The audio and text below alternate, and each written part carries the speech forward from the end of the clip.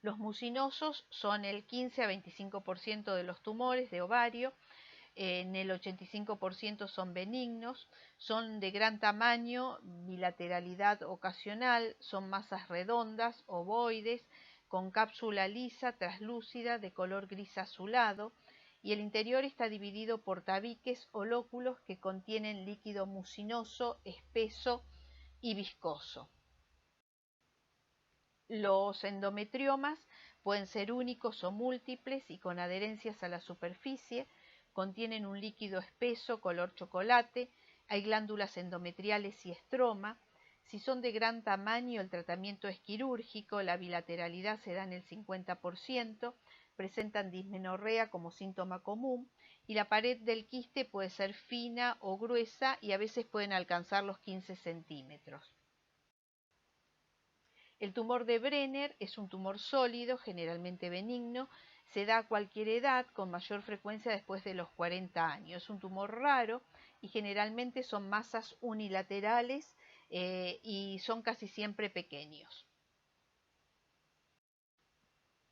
De acuerdo a la edad de aparición, los podemos ordenar como tumores de la premenarca, que generalmente son derivados de las células germinales, y tenemos el teratoma, que se presentan generalmente en la adolescencia y la juventud, en menores de 20 años, siendo el teratoma quístico, recuerden, el más frecuente.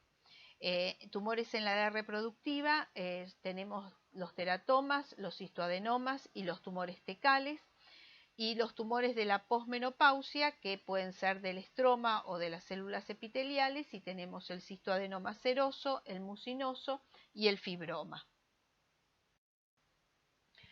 Cuando nosotros estamos frente a una masa anexial, tenemos que plantearnos el diagnóstico diferencial. Piensen que la pelvis es una región anatómica en que se encuentran órganos de 3 sistemas, junto con vasos sanguíneos, plexos, ligamentos, y las principales estructuras responsables de los tumores pélvicos pueden tener una etiología ginecológica y no ginecológica. Dentro de lo no ginecológico tenemos que pensar a nivel del aparato urinario y del aparato digestivo, y también dentro del aparato ginecológico tenemos que pensar en causas uterinas, en causas anexiales que no son ováricas y en las causas ováricas.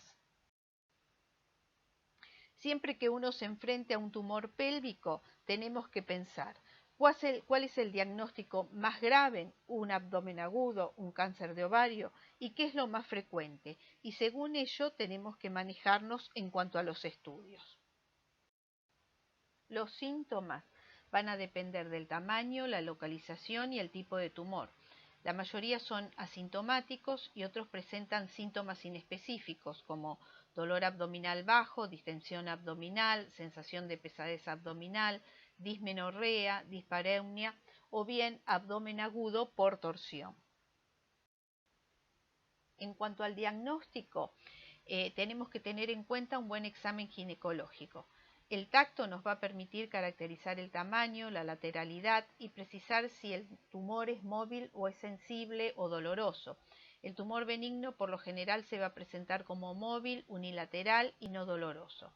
El tacto recto vaginal nos va a permitir palpar nodularidad en el tabique recto vaginal, que va a ser un indicador de metástasis peritoneales.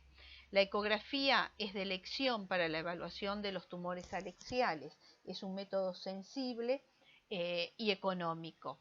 La TAC y la resonancia, solicitarla siempre que haya sospecha de malignidad, no se indican de rutina. En cuanto a las características ecográficas de probable benignidad, tenemos que tener en cuenta que tiene que ser el tamaño menor a 5 centímetros, unilaterales, se tienen que ver paredes lisas, delgadas, regulares, buena delimitación de la masa, homogeneidad de la lesión, contenido anecoico y ausencia de ascitis. En cuanto al laboratorio, pedir un test de embarazo en toda mujer en edad reproductiva con hallazgo de un tumor anexial. Si es positivo, entonces pedir la subbeta y la ecografía transvaginal para descartar un ectópico, un hemograma con recuento de blancos para descartar una epía. Y los marcadores tumorales no se piden de rutina, su utilidad es más para el seguimiento. el CA-125 para los tumores de origen epitelial. Tengan en cuenta que es inespecífico, se puede elevar en otras patologías benignas, y solicitarlo siempre en mujeres posmenopáusicas con un tumor anexial. El CA-19-9 se eleva en cáncer de páncreas y también en los mucinosos de ovario. El CEA es para tumores colónicos, cáncer que también es parte del diagnóstico diferencial de las masas pelvianas. La alfa-fetoproteína es un marcador de las células germinales, principalmente para los tumores del seno endodérmico. La subbeta, que está presente en el embarazo, en el coriocarcinoma, también se puede pedir para los tumores germinales. Y la LDH está elevada en el digerminoma. ¿Cuál va a ser el manejo de un tumor ovárico? Tenemos que plantearnos seguimiento versus cirugía.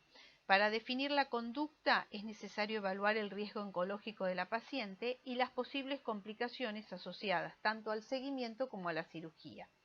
Si se sospecha que un tumor ovárico es benigno, funcional, porque está en edad fértil, porque ecográfica y clínicamente presenta signos de benignidad, debe priorizarse el seguimiento por sobre la resolución quirúrgica. Entonces, ¿cuáles serían los requisitos para plantearme el seguimiento? Que presente un aspecto ecográfico sugerente de benignidad, que esté en edad fértil, que su tamaño sea menor a 5 centímetros, que esté asintomática, que la paciente sea confiable, que pueda retornar a la consulta y que los marcadores sean negativos. ¿Cuándo me voy a plantear la cirugía? Cuando hay una persistencia en 2 ecografías separadas por más de 8 semanas o hasta 12 semanas y persiste el tumor, cuando hay evidencias de crecimiento en ecografías secuenciales, cuando el tumor anexial es mayor a 5 centímetros, cuando los tumores son sólidos mixtos con papilas, cuando el tumor es palpable en la premenarca o en la posmenopausia, cuando hay presencia de ascitis, cuando el tumor es sintomático, cuando hay antecedentes familiares o personales de cáncer de ovario, cuando hay un deseo de la paciente de cirugía versus el seguimiento, y cuando hay un hallazgo incidental en otra cirugía. Entonces, para resumir en cuanto a la conducta, siempre que tengamos un tumor ovárico en edad fértil, tenemos que plantearnos las características clínicas y ecográficas sugerentes de malignidad. Si no presenta características que nos sugieran malignidad, tenemos que tener un manejo expectante en el cual podemos usar anticonceptivos por 3 meses y evaluar con una nueva ecografía. Si el tumor desapareció a los 3 meses, seguimos con un control rutinario.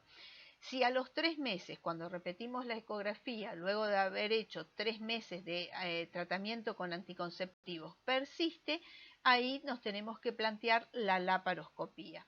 Si cuando apareció el tumor y hay características clínicas o ecográficas que nos sugieren malignidad, entonces plantear directamente la laparotomía.